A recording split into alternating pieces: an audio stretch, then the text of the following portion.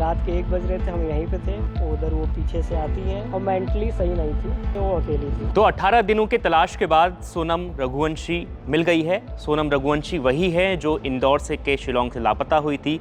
इंदौर के कपल राजा रघुवंशी और सोनम रघुवंशी की शादी जब हुई, उसके बाद वो हनीमून के लिए शिलोंग गए हुए थे। उसके बाद 23 मई को शिलोंग से दोनों लापता हो गए थे, जिसके बाद अब राजा रघुवंशी की पत्नी सोनम रघुवंशी यूपी के गाजीपुर से बरामद हुई है, वहाँ पर वो मिली है। अब वो फिलहाल उन्हें अस्पताल में भर्ती कराया गया है। लेकिन सबसे बड़ा सवाल ये है कि शिलोंग में लापता होने के बाद कैसे शिलोंग से उत्तर प्रदेश पहुंची सोनम रघुवंशी। सबसे बड़ा सवाल यही है, जब ये लोग 23 मई को लापता हुए थे दोनों, उसके 11 दिन के बाद राजा रघुवंशी की लाश मिली थी, उसकी हत्या की गई थी, वहाँ पर धारदार हथियार से उसकी हत्या हुई थी। उसके बाद इस केस में सबसे बड़ा सवाल यही है कि आखिरकार अगर हत्या सोनम ने नहीं करवाई, अगर सोनम उसमें शामिल नहीं है, तो सोनम कैसे शिलोंग से यूपी पहुंच गई। अगर सोनम के पास मोबाइल फ़ोन था, या उसके पास, जिस तरीके से कहा जा रहा है कि सोनम ने ही अपने परिजनों को फ़ोन के ज़रिए बताया। राजा रघुवंशी के भाई की एक बाइट सामने आई है, बयान सामने आया है। उन्होंने कहा कि सोनम ने अपने भाई को वीडियो कॉल के ज़रिए बताया था कि वह ज़िंदा है, उत्तर प्रदेश में है। उसके बाद इंदौर पुलिस ने यूपी पुलिस को फ़ोन किया और यूपी पुलिस ने सोनम को गाजीपुर से बरामद किया है। गाजीपुर, उसके बाद उन्हें अस्पताल में भर्ती कराया गया। तो सबसे बड़ा सवाल यही है कि आखिरकार सोनम कैसे पहुंची शिलोंग से उत्तर प्रदेश, सबसे बड़ा सवाल यही है।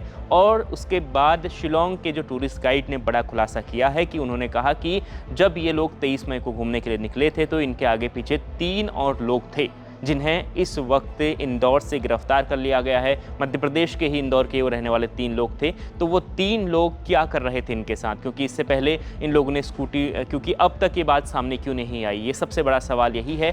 उसके बाद जो तमाम आरोप लग रहे थे शिलोंग पुलिस पर, मेघालय सरकार पर, कि वहाँ पर कोई गैंग काम करता है, मानव तस्करी का शिकार हो गई हैं सोनम रघुवंशी, तमाम प्रकार के आरोप लगे। उसके बाद जब जब धीरे धीरे इस केस सामने आ रहा है, कैसे पता चला कि सोनम रघुवंशी को जिस तरीके से आरोपी बनाया जा रहा है इस केस में, तो उसके बाद शिलोंग पुलिस और मेघालय की सरकार भी सामने आकर बिल्कुल एक्टिव हो गई है। वो भी कह रहे हैं कि जिस तरीके से ये सब कुछ हुआ है, तो इसमें कहीं ना कहीं सोनम या उसके जो तीन लोगों की गिरफ्तारी जिन 3 लोगों की हुई है, उनका हाथ हो सकता है।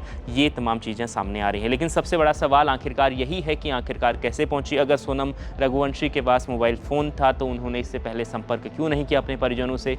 सोनम के भाई थे, अभी तक वो शिलोंग में थे, जब तक सोनम नहीं मिली थी, उनकी तलाश शिलोंग में हो रही थी। वो लगातार शिलोंग की पुलिस पर, वहाँ की सरकार पर आरोप लगा रहे थे। लगातार राजा रघुवंशी के परिजन भी शिलोंग पुलिस पर आरोप लगा रहे थे कि वो सहयोग नहीं कर रहे हैं इस केस में। तो अगर ये सब कुछ हो रहा था, तो इतने दिनों तक जब सोनम उत्तर प्रदेश पहुंच गई, उसके बाद उत्तर प्रदेश पहुंचने के बाद अपने परिजनों को कॉल करती है, तो अगर उसके पास फ़ोन था तो उसने फ़ोन क्यों नहीं किया। ये तमाम जो सवाल हैं, ये सोनम पर उठाए जा रहे हैं कि अगर उनके पास फ़ोन था तो उन्होंने पहले संपर्क क्यों नहीं किया। राजा रघुवंशी की तो इतने दिनों, क्योंकि वो लगभग 18 दिनों से वो लोग लापता थे, 18 दिनों से सोनम कहाँ थी, ये बड़ा सवाल है। वो उत्तर प्रदेश शिलोंग से कैसे पहुँची, ये भी बड़ा सवाल है। तो 3 सवाल जो हैं इस केस में फ़िलहाल ये हैं। लेकिन सबसे बड़ा अपडेट ये है कि सोनम मिल चुकी है, क्योंकि बहुत लंबी तलाश थी। किसी का कहना था मीडिया रिपोर्ट्स में कि सोनम कहीं बांग्लादेश में ना हो, मानव तस्करी का शिकार ना हो गई हो। तमाम प्रकार के आरोप लग रहे थे। एक बड़ा गैंग हो सकता है इसके पीछे, वो भी आरोप लग रहे थे। शिलोंग पुलिस पर आरोप लग रहे थे कि वो उस गैंग को तलाश नहीं पा रहा है। लेकिन जब इस केस का खुलासा हुआ, तो बात कुछ और ही निकली। तो फिलहाल सोनम को अस्पताल ले जाया गया। उसके बाद अब वहाँ पर शिलोंग पुलिस को उन्हें सौंपा जाएगा। शिलोंग पुलिस मध्य प्रदेश में है, वो उत्तर प्रदेश आएगी। उत्तर प्रदेश के एडीजी का एक बयान सामने आया है, उन्होंने बताया है कि सोनम को अब जैसे ही मध्य प्रदेश से शिलोंग पुलिस आएगी, क्योंकि शिलोंग पुलिस ही इस केस की छानबीन कर रही है, तो उन्हें सौंप दिया जाएगा। उसके बाद आगे की कार्रवाई होगी। लगातार इस खबर पर जो भी अपडेट आएगा हम आपके सामने लेकर आएंगे। देखते रहिए India.com। रात के 1 बज रहे थे, हम यहीं पे थे, उधर वो पीछे से आती हैं।